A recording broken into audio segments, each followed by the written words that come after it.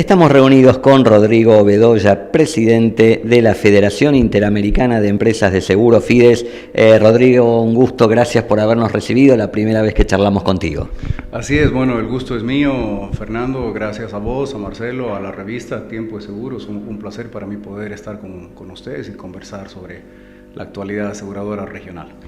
Días pasados asistimos a tu charla en el Congreso Latinoamericano de Seguros y Reaseguros, y ahí contabas un poco de tu origen. Vos sos boliviano, pero tenés algunas raíces acá en nuestro país. Sí, correcto, boliviano de nacimiento, orgulloso, pero tengo una buena parte de la familia Bedoya aquí radicada en la Argentina desde hace muchos años atrás.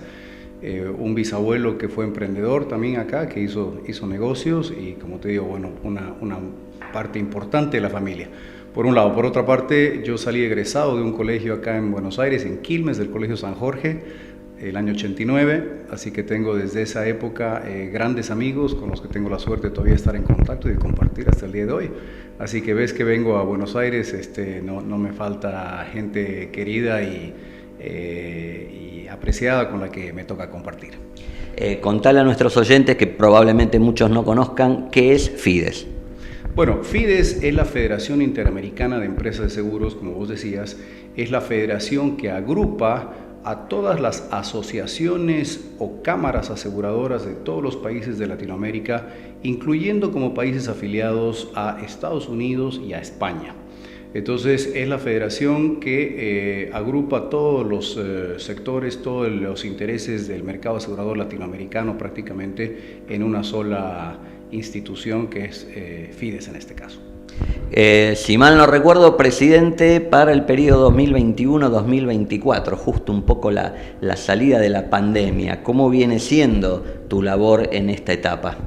Sí, correcto. El año 2019 hubo un cambio de estatutos en FIDES y se determina que los nuevos periodos de los presidentes van a ser por un periodo de 3 años.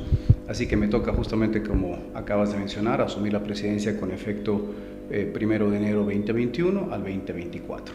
Bueno, justamente en media pandemia, ¿no es cierto? Todavía hacia finales del 2020 nos encontrábamos en medio de los efectos más severos de la pandemia, pero no obstante hemos logrado, junto con Francisco Astelarra, que es el secretario general, y el Consejo de Presidencia de FIDES, abordar y embarcar a FIDES en algunos proyectos importantes que hemos logrado concluir ya en este primer año de gestión, y con otros proyectos importantes hacia futuro.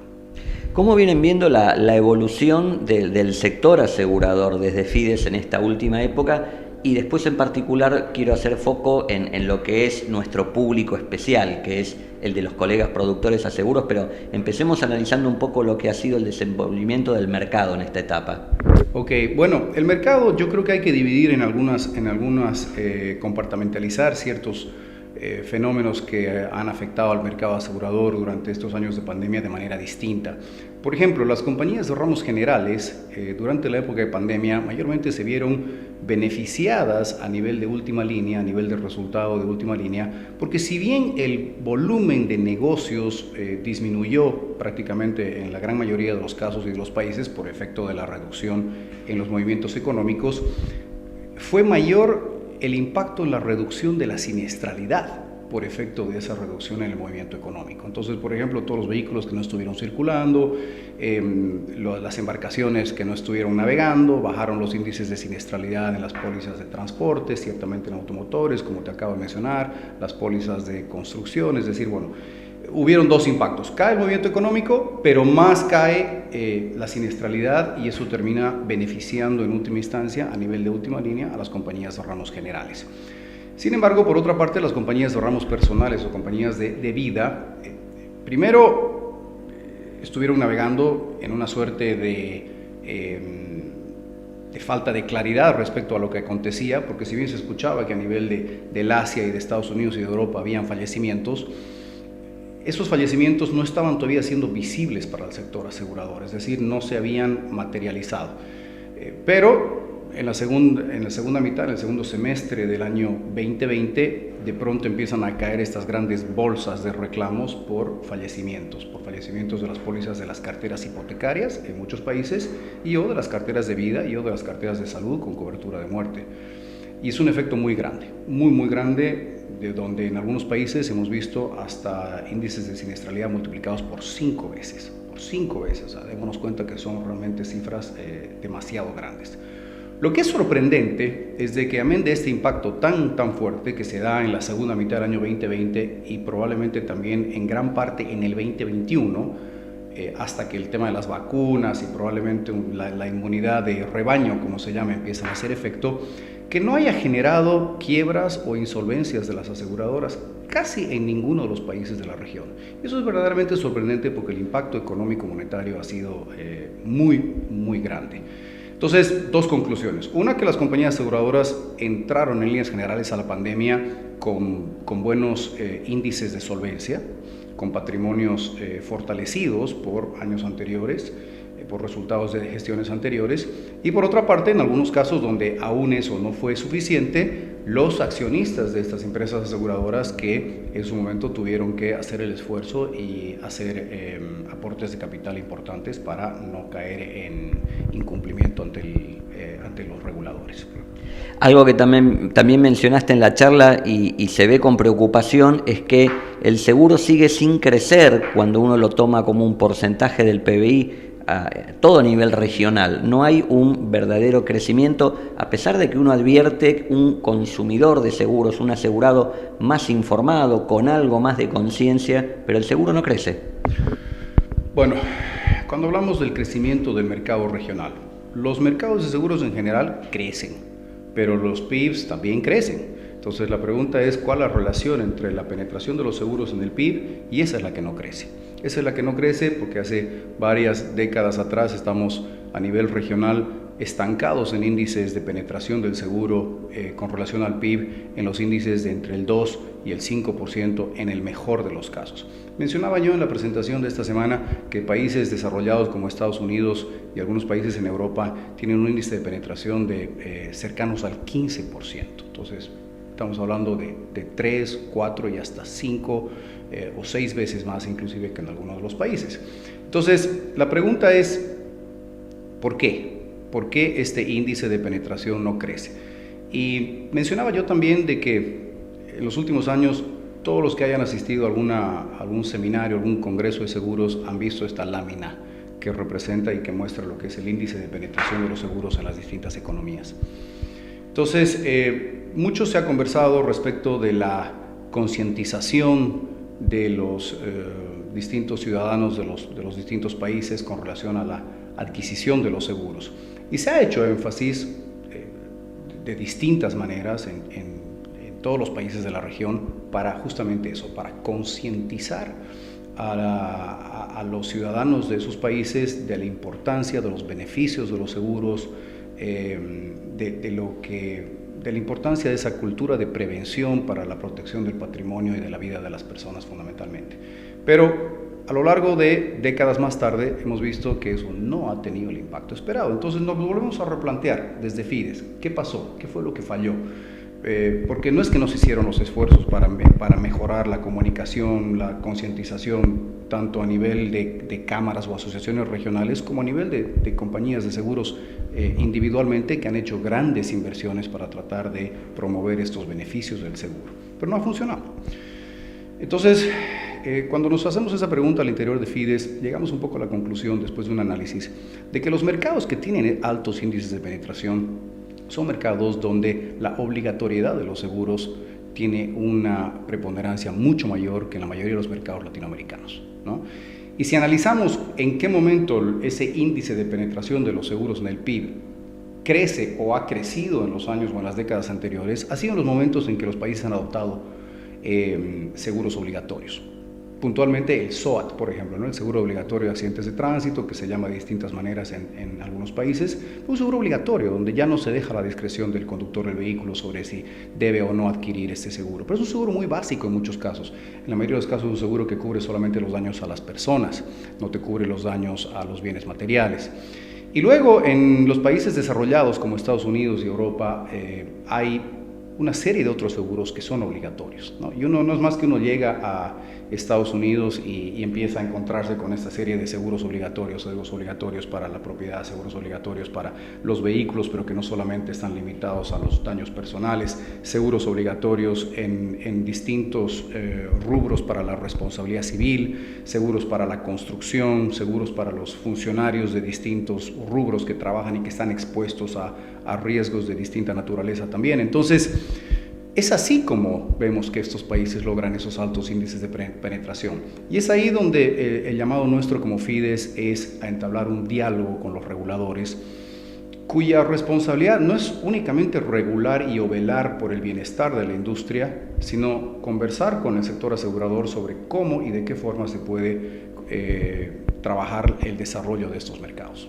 Te llevo ahora sí a la mención específica de la figura del productor, agente, corredor. En cada país tiene un nombre distinto, pero la relevancia que le dan a esa, por un lado, fuerza de venta para las compañías, pero también como agente en cuanto a esto, ¿no? El cambio cultural, a tratar de hacer conciencia y docencia en materia aseguradora para crecer junto con la industria.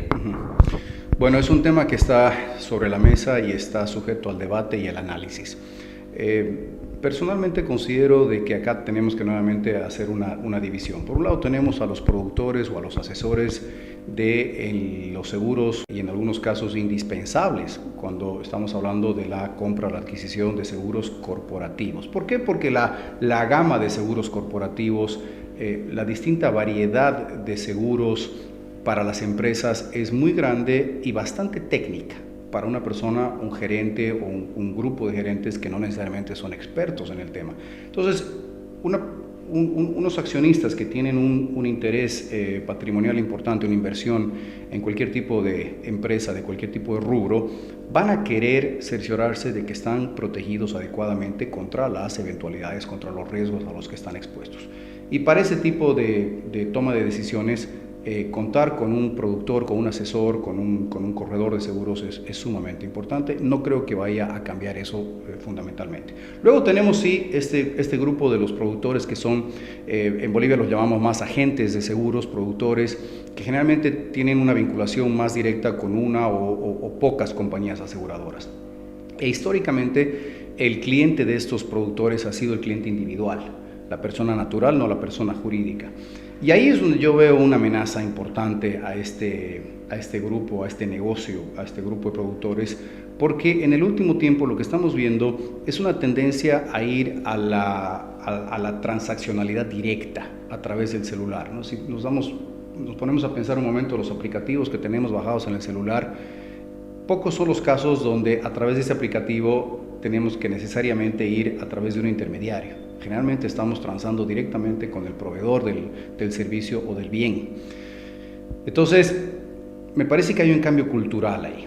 Un cambio cultural en una manera de estas nuevas generaciones que están cada vez incorporándose a la actividad económica de manera más importante, en estar acostumbrados, como te digo, a transar más directamente. Entonces, ¿cuál es el reto de los productores?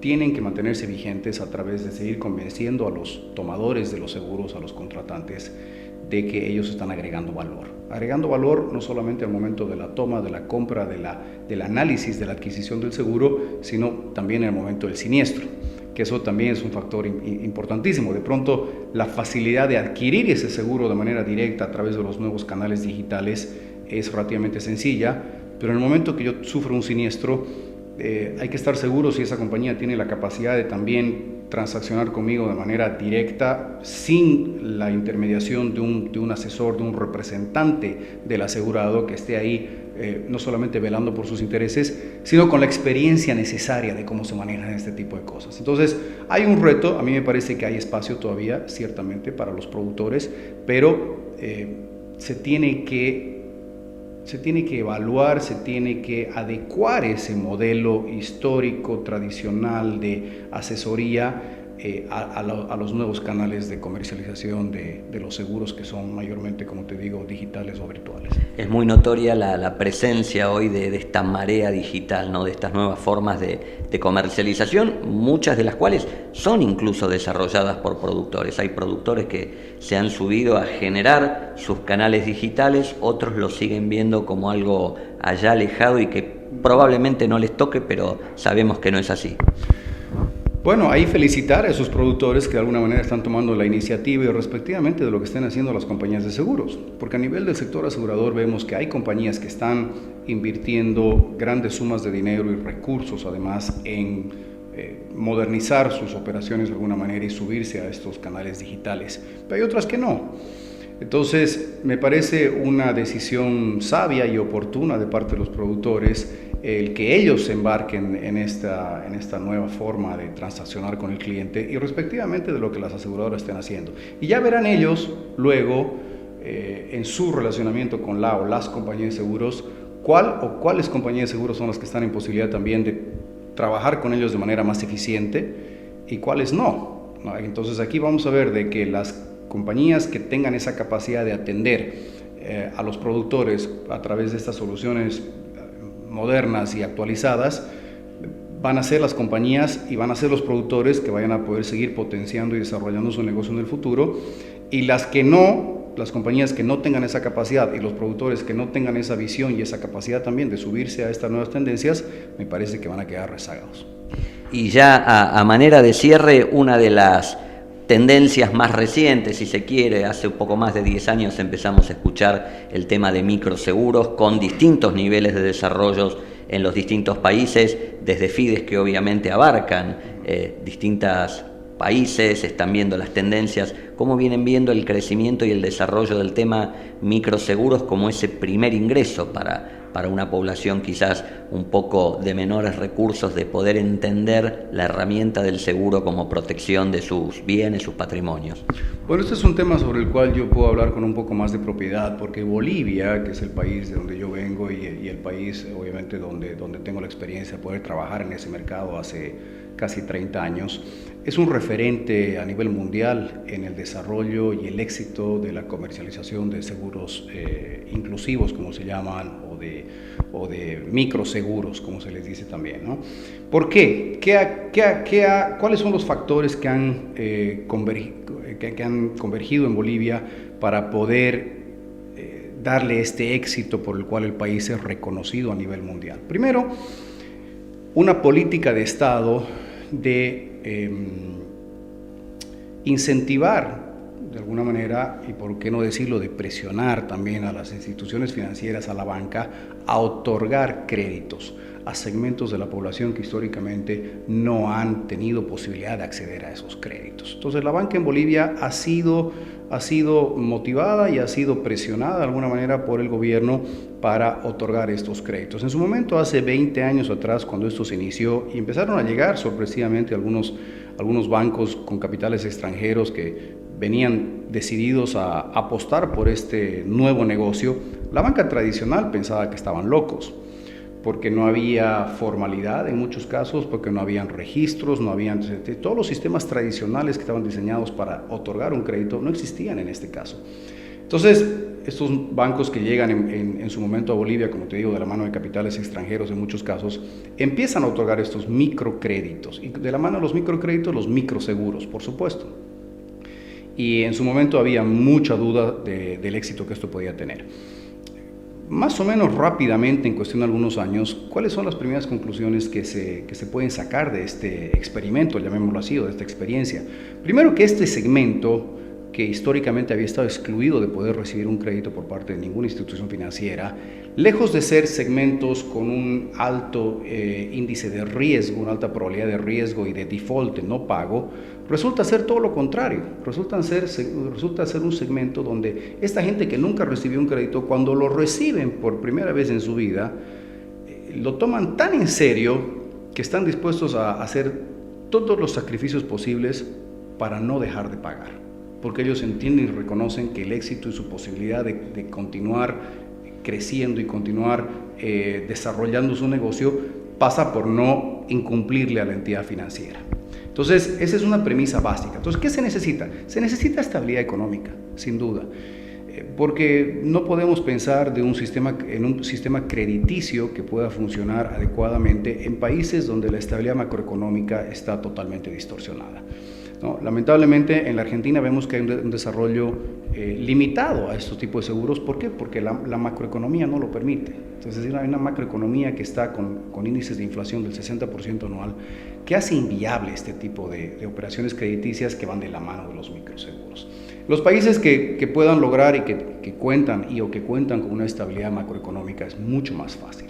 Entonces el impacto es grande porque hay un mercado muy grande y es un mercado, como te digo, que está en su gran mayoría deseoso, dispuesto a emprender, dispuesto a invertir, dispuesto a trabajar para hacer crecer su negocio, y que solamente necesitan, como se dice, un espaldarazo, un voto de confianza. Ese voto de confianza ha sido dado en muchos países, Bolivia incluido por supuesto, a partir de las entidades financieras y de las entidades aseguradoras. Entonces es absolutamente fundamental y es, como se dice en inglés, un game changer para el mercado asegurador en términos de un antes y un después. Muy bien, Rodrigo Bedoya, presidente de Fides, gracias por esta posibilidad de charlar contigo, de hacer este repaso de la actualidad del seguro en el sector, y seguramente vamos a volver a conversar. Claro que sí, un gusto, Fernando, Marcelo, un placer compartir con ustedes y siempre a sus órdenes.